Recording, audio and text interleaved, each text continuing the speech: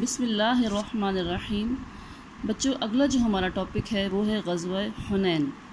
اس سبق کو پڑھنے کا ہمارا کچھ مقصد ہے، وہ یہ ہے کہ آپ کو تاریخ کی اس شاندار کامیابی کی مکمل آگاہی دی جا سکے، آپ کو یہ بات اچھے سے سمجھائی جا سکے کہ غرور اور تکبر کسی صورت بھی اللہ تعالیٰ کو قبول نہیں ہے، پسند نہیں ہے، ٹھیک ہے۔ اور انسان کو اپنی ظاہری اسباب پر بھروسہ کرنے کے بجائے اس کو اللہ تعالیٰ کی ذات پر بھروسہ ہونا چاہیے، اللہ تعالیٰ کی مدد پہ اس کو بھروسہ ہونا چاہیے۔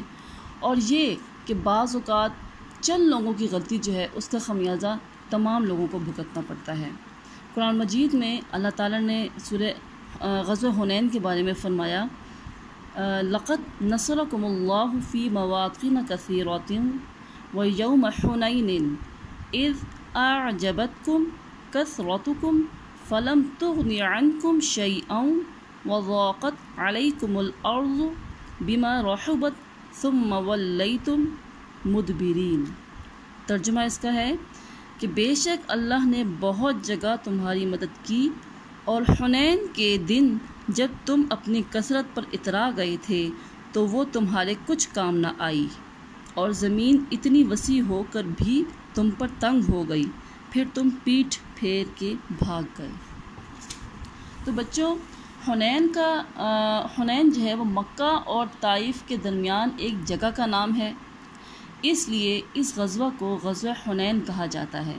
اس غزوہ کو غزوہ حوازن بھی کہا جاتا ہے، کیونکہ اس لڑائی میں بنی حوازن سے مسلمانوں کا مقابلہ ہوا تھا۔ فتح مکہ کے بعد اسلام بہت تیزی سے پھیلنا شروع ہو گیا، لوگ جوق در جوق بلکہ فوج در فوج اسلام میں شامل ہونا شروع ہو گئے۔ اب کسی میں اتنی ہمت نہ رہی تھی کہ وہ اسلام کے خلاف مقابلہ کرے یا اسلام کے خلاف ہتھیار اٹھا سکے، لیکن مقام حنین میں قبیلہ حوازن اور ثقیف، یہ دو قبیلے آباد تھے جو کہ انتہائی جنگجو بھی تھے۔ ان کا خیال کچھ الٹا تھا کہ مکہ کی فتح کے بعد اب ہماری باری ہے، اس لیے انہوں نے مسلمانوں پر حملہ کرنے کی تیاریاں شروع کر دیں۔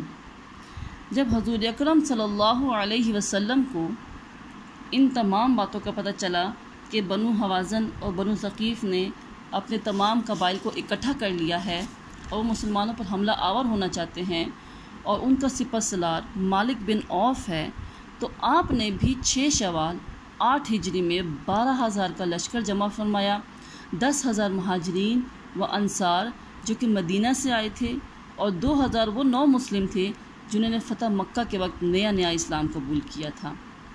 یہاں پر مسلمانوں سے غلطی ہوئی، وہ ایسے کہ اسلامی فوج کی کثرت دیکھ کر بے اختیار بعض صحابہ کرام کی زبان سے یہ لفظ نکل گیا کہ آج بھلا ہم پر کون غالب آ سکتا ہے۔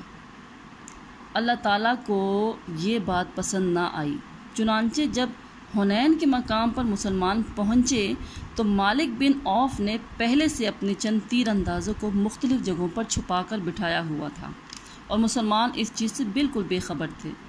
انہوں نے مسلمانوں پر یکا یک حملہ کر دیا، اچانک حملہ کر دیا، اور مسلمان سنبھل نہ سکے۔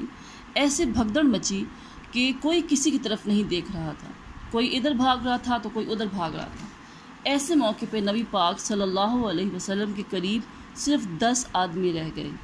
یہاں پر آپ صلی اللہ علیہ وسلم استقامت کا پہاڑ بنے رہے، آپ کا رخ کافروں کی طرف تھا، آپ آگے بڑھتے ہوئے فرما رہے تھے، انا النبی لا کذب، انا ابن عبد المطلب، میں نبی ہوں، یہ جھوٹ نہیں، میں عبد المطلب کا بیٹا ہوں۔